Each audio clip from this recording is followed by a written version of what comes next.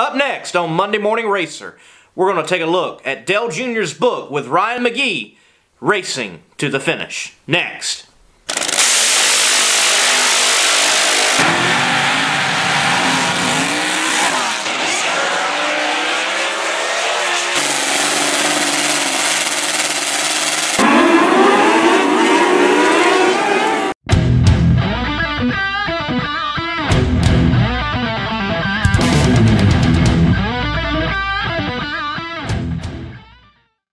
Hey race fan, Lee Craft here. I'm the Monday Morning Racer, and this is the first installment of Moto-Book Review. I intend in the future to continue to read books on motorsports and review them right here on Monday Morning Racer in hopes that you, also as a fellow race fan, might go and pick up a book concerning motorsports, enjoy it, grow in your motorsports knowledge, and pass it on. So, I do personally enjoy reading. I've read classics from like the Iliad to Catcher in the Rye. I enjoy sci-fi, especially Orson Scott Card and the Ender series. I've read many theological books.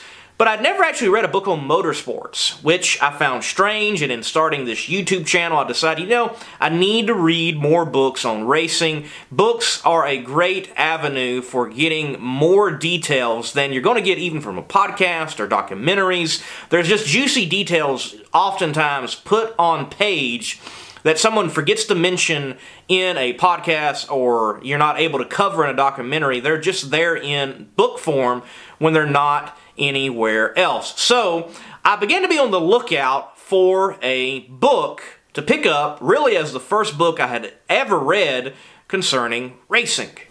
That first book was Dale Jr.'s Racing to the Finish, along with Ryan McGee. Now, Ryan McGee is an ESPN senior writer. Mind you, he also has accolades, in particular, to writing in motorsports. So definitely great to have him on this particular project. Now, I purchased the book from Junior Motorsports. I happened to be in town. I was checking the place out, and I decided to leave, and I definitely wanted to have something to go along with me, but I'm not a Dale Jr. fan in respect that I would count myself a part of Junior Nation. I always thought it was good when Junior won. It was good for the sport. He's a likable character. Definitely love what he's doing now, even after his racing days. But I didn't want a hat. I didn't want a t-shirt. I definitely was looking for something, though, and I noticed a stack of books, Racing to the Finish. Picked it up, bought a copy. Really glad I bought from there. If you buy from there, they are autographed copies. They're even authenticated, and you have a great memento and talk piece. Oh, I was at the race shop. I picked up the book. But the book itself is a great asset. Let me first talk about some of the practical points concerning the book. The book itself, concerning the hardback version, do not even mind the paperback version. It's not worth purchasing. Spend a little extra money, get the hardback version. And that's coming from a guy who usually purchases paperback. So the hardback version, I felt that it was easy to hold. When you laid it out flat, it laid out flat well enough for a book of its style. The paper quality is a decent quality. It's certainly not premium, but it is decent. The font size is medium to a larger style font, so it does make reading easier on the eyes. With books like this, most of the time you get a little photo section, and you've got that in the middle of this book. You've got photos from Dale Earnhardt Jr.'s life. So it makes for a nice book with its dust jacket, which I think the front has a very happy Junior on it, to sit on the coffee table, to sit in the office, and possibly be on the bookshelf. Mind you, don't lose the dust jacket. It's a very unappealing book once that's gone. Keep the dust jacket on it. That's also coming from a guy that I like well-bounded books and how they look and really don't prefer dust jackets. So keep the dust jacket on. Make sure you buy the hardback version. Mind you, you can also possibly get an autographed copy from Junior Motorsports. So how does this book read? What's the readability? Well, I felt like when I was reading through the book that it seemed as if I was having a one-on-one conversation with Dale Jr. on what he went through. Another way to put it that I thought about is it felt like you were listening to an extended version of his podcast, the Dale Jr. Download. So do not let a book scare you. This is an easy read. Though it is an easy read, that does not mean it's not informative, it's not educational. It definitely will grow you as a motorsports fan, and in particular, a Dale Jr. fan if you are a fan of Dale Jr. I definitely think no one should be scared to pick up this book. It's not that hard of a read. It's a very enjoyable read. And I felt like the personality of Dale Jr. did come across through the book, and it's not stale at all. So what is the book about? I know many would look at this and go, oh, it's an autobiography, but it's not an exhaustive autobiography on Dale Jr. or biography. It, in fact, really hones in on his last few years in the Cup Series and what happened to him through those concussions. Certainly, for him to build up and get to the point where he's describing what happened to him, he definitely gives you some background. He gives you insight in how he got his nickname Hammerhead, which shows you his personality, and that's important because he had a bulldogish mentality, as it were, to be tenacious and just fight through it and suck it up and get to the next race, and that did cost him in the long run. And where did that long run begin? Well, he makes mention that he began to have issues even as early as the Busch Series, all the way in Daytona. Turn 2, and around goes Earnhardt, up in the air and over. Both cars land on their wheels, but Trickle and Earnhardt Jr. go for a wild ride down the back straightaway of Daytona. They'll race back to the caution. Nemechek will lead them back here. And at the caution flag, it's Nemechek with Purvis, Tony Stewart, and Mark Martin. Dick Trickle will be able to drive away. But look at the front end of that car. Wow, that car has major damage to the nose. Earnhardt's car came down on top of it. All right, let's see what happened between Dick Trickle, the orange car, and Dale Earnhardt Jr. There's the orange car of Dick Trickle. And you can see Trickle, he must have gotten hit from behind and shot right straight into Earnhardt's car. You see Earnhardt's car lift, sets back down on the hood of Dick Trickle's car, then comes back down on its wheels. I'm not sure what the Olympic judges would give that landing, but it was a wild one. Let's take another look. You see Trickle right there. That's Buckshot Jones behind the two of them as they come off the corner there. Okay, we'll follow this on down through here a little bit and see what they're side by side. Here comes Buckshot with a great run off the corner. You see him coming up right there. He touches Trickle in the right rear corner into the 3 of Dale Earnhardt Jr. Up in the air. Look at this. The roof flaps didn't even have time to come up. They did once he turned backwards, but let's slow it down here.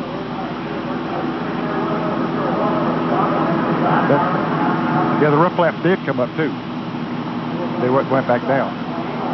But Ned, it's possible with that car of Trickle's right behind Earnhardt's, the roof flaps may not have had a chance to spoil the air to keep him on the ground. Exactly.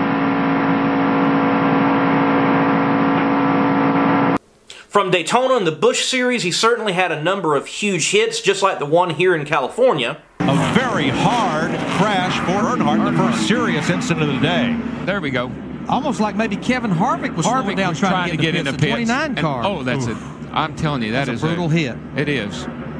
That I don't like the looks of that. Here he is, and he sees all of a sudden there's Harvick on the outside. Oh boy. Oh wow.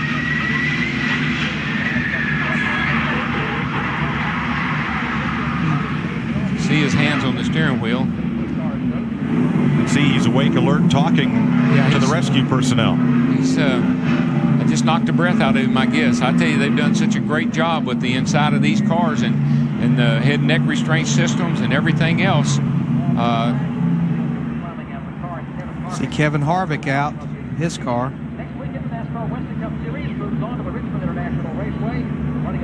He's just got. I think he's got the breath knocked out of him. Plus, I hope that's all it is. With hits like that, and definitely the one that I don't have any footage for, the Kansas tire test, it became where he was kind of fragile in the car to some extent, worried and concerned over being hurt again, being concussed, and it got to the point where it didn't take much, it seemed, for him to become concussed. For example, this wreck at Talladega, which doesn't seem that severe, nonetheless, he did suffer a concussion. Well, here it is. Waltrip in the 55, Mears in the 13, Stewart in the 14. You can see Tony just a little bit late in making that move to get back down. Harvick and Kenseth on the outside had a run, so they were literally going to go by him on both sides. Watch the two. The championship leader somehow avoided getting really torn up in that. See, it looked like Martin Truex was going to get through there. Bobby Labonte caught him right at the end.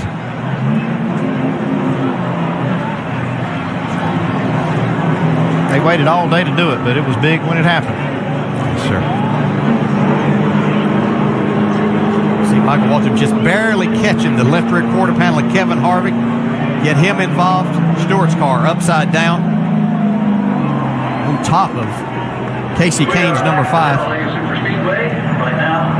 Let's go down and see if we can catch up to some of the top 5 finishers. And down here, Greg Biffle, Kyle Busch, both of them kind of describing amongst the laugh and probably a big sigh as well. How will they got for Talladega? Greg Biffle, 5th place right now.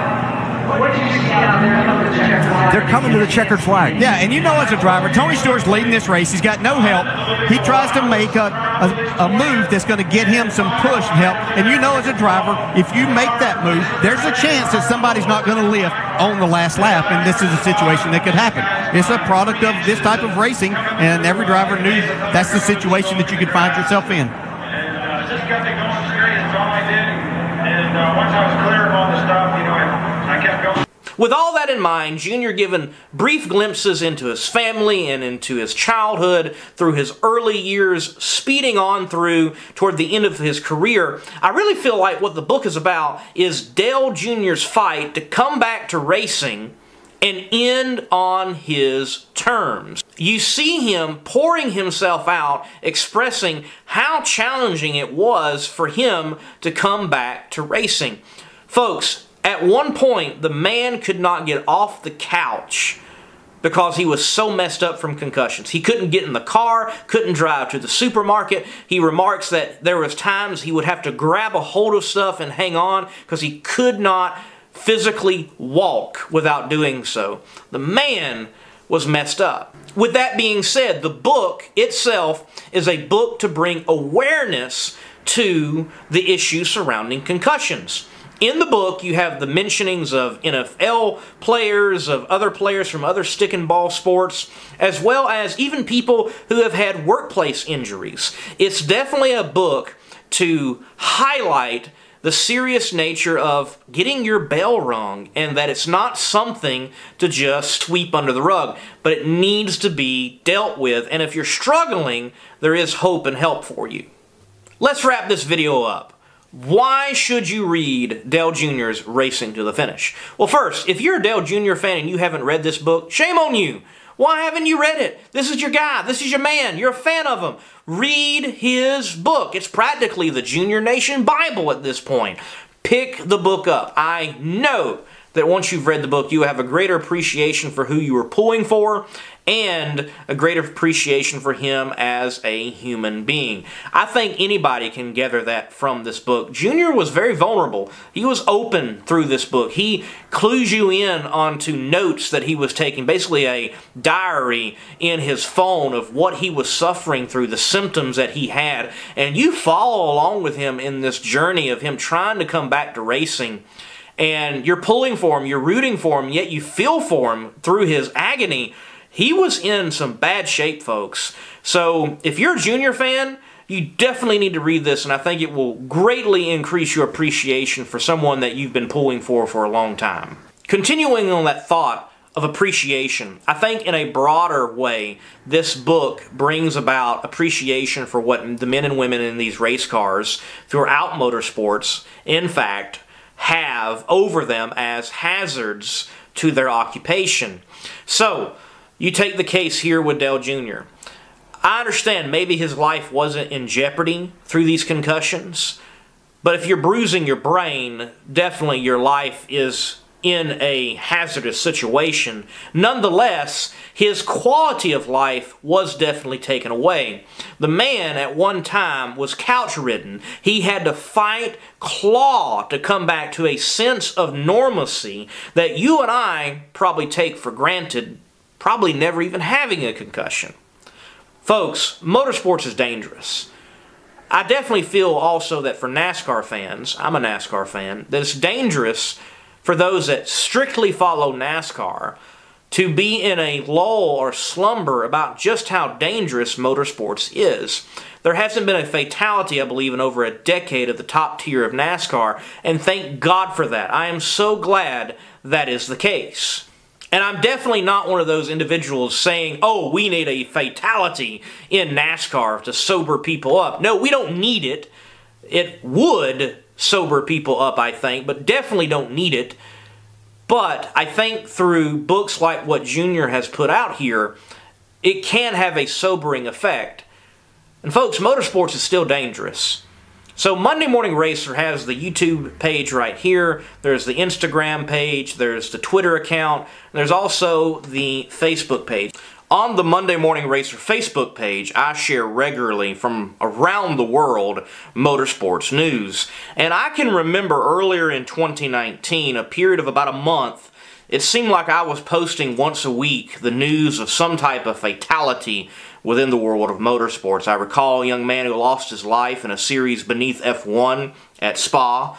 I recall another young man losing his life in drag racing, this time a crew member. The drag car lurched backward when it was supposed to go forward. He happened to be standing near it, behind it, and he did succumb to his injuries days later from being ran over by a drag car. I also think of Jessie Combs in a land speed record attempt. She lost her life. As Sir Jackie Stewart said in the 1983 broadcast of the Indy 500, motor racing will never be safe. Motor racing will never be safe. That's a reality, folks. It may become safer, but it is not safe. And I think this book that Junior put out, and him showing us and giving us a vulnerable inside look to what he went through, it should give a greater appreciation for what these men and women in motorsports are doing when they get inside these race cars. Whatever that type of race car or motorcycle or boat is, motorsports is still and will always remain dangerous. And you and I, as the spectator, enjoying it and being entertained, we ought to always keep that sobering thought in our minds, that their lives are on the line to some extent.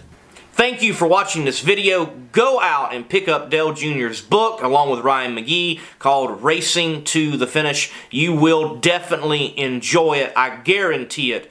And it will give you a lot of great insight into a racer's mind and what they go through in a type of injury situation that Dale Jr. went through. So, go out, pick up Racing to the Finish. Also, please hit the like button on this video. Subscribe to Monday Morning Racer. Peruse the channel. There's many other videos that actually catch live racing and other topics that I cover. I try to cover a wide range of motorsports. I have filmed live races from drag racing, the tractor pulls, autocross, to micro sprints. So definitely check out the channel here on YouTube, but also Instagram, Facebook, Twitter, and I will also have in the future another moto-book review. You can see it over my shoulder. The next book is D.W. Darrell Waltrip's autobiography. That's the next book that I will review. Thank you for watching the Monday Morning Racer, and until next time, God bless and keep the pedal to the metal.